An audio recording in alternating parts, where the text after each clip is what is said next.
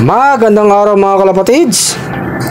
Eto nga, magsisingsing kami ng dalawang inakay. Pinapasok na yung singsing, oh. Ayun mga kalapatids, nalagay na. Tingnan natin kung sakto lang, ha. Ayan, mukhang okay naman mga kalapatids, oh. Tapos itong mas maliit na inakay, tingnan natin, ha, kung sasakto ba yung singsing mga kalapatids. Baka maluwag pa. Ayan, pinapasok mga kalapatids. Medyo maluwag pa mga kalapatids. Baka sa makaluwa pa to, masingsingan.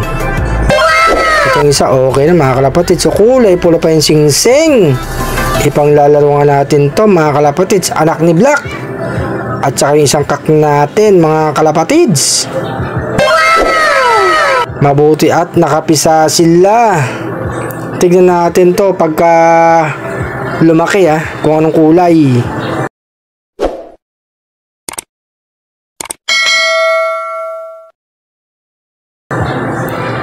Mga kalapatids, nandito na nga sa loob si Flying Checkered. Bumalik nga sa atin to kahapon mga kalapatids, ha.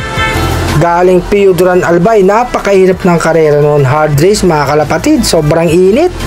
Ang daming hindi nakauwi ng ibon. Hindi nga natin inasahan si Flying Checkered nakauwi pa. Ang minala si Dancing Beggar, di nakauwi mga kalapatids. Ayan, nilagay na sa loob. Pinaparisa niya ni Stitchel Bout sa loob mga kalapatids. Iloload natin sa Biyernes yan. Pahinga muna siya ngayon mga kalapatids. Bukas, paroronday natin yan hanggang Huwebes mga kalapatids. Tapos sa Biyernes nga, loading na naman siya. Nagpakain na nga kami mga kalapatids sa mga laga natin. Hindi tayo nagparonda. Pahinga muna sila mga kalapatids.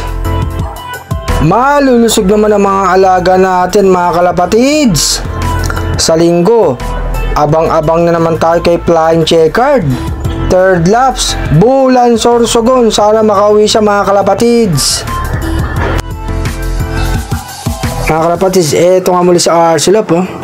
Nasingsingan, isa lang. Salamat sa suporta nyo.